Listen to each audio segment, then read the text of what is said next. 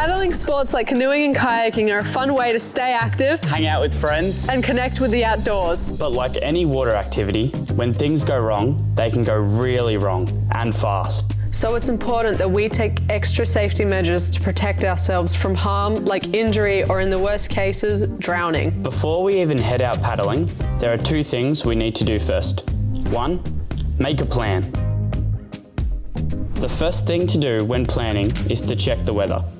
There are weather conditions that are perfect for paddling, like a warm day with barely any wind and no rain. However, there are less ideal conditions that increase our risk of harm. For instance, if there is lightning, we should never, ever go paddling. Strong winds can also be a problem for paddling because it makes it difficult for us to control our boats, and the rough waters that wind creates can cause us to capsize. Extremely hot and cold conditions are also important to consider. To help prevent skin damage and heat stroke, try to avoid paddling in particularly hot periods of the day with high to extreme UV ratings. And don't forget the SunSmart basics whenever the UV rating is 3 and above. When it's cold, be sure to wear appropriate clothing to keep you warm, like thermals or a woolen or polar fleece jumper.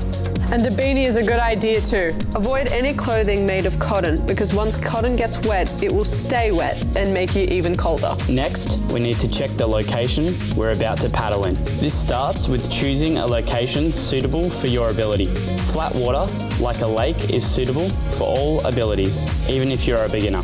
However, moving water, like a river or the ocean, is more suitable for intermediate and advanced paddlers. If you're unsure or want to learn more skills, it's always a good idea to find someone to teach you. Clubs and instructors can be found on the Paddle Victoria website. Once you know your location, you need to make sure there is a safe entry and exit point to the water, and avoid areas with big drop-offs or with steep, slippery banks. It's also important to identify hazards we might face whilst paddling, including things both above and below the water's surface.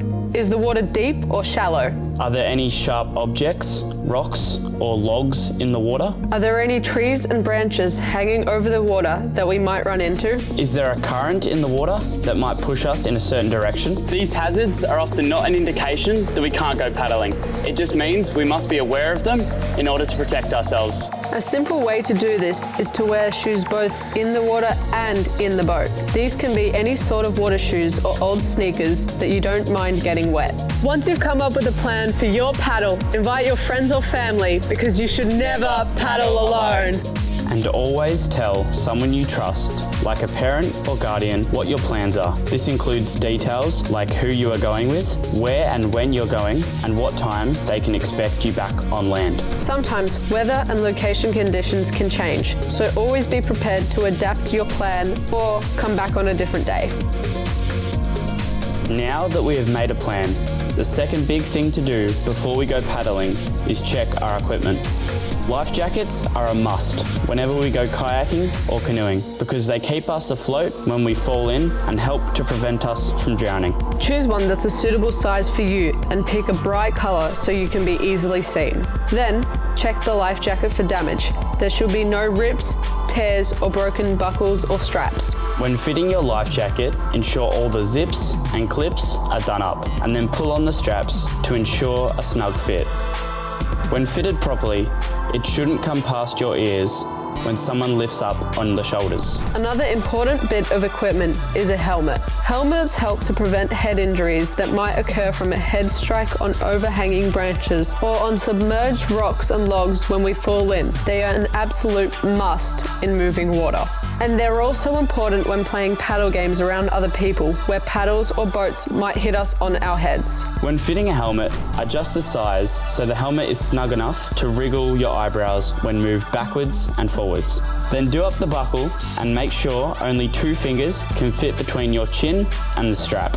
Your boat and paddle are safety items too, but only when they're in proper working order. So before every paddle, check for damage like cracks or holes and be sure to secure the bung.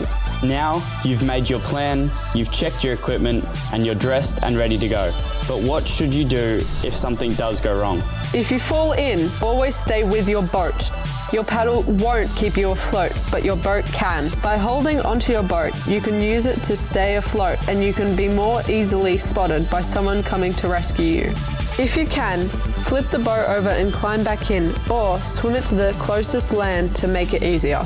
Once you're back on your boat, you can use your hands to move yourself towards your paddle. If you are injured or need help flipping the boat, stay with your boat and wave your arm in the air to signal out to your rescuer. At the end of the day, staying safe when we paddle is so that we can all have fun on the water. So stay safe, Have fun and get paddling.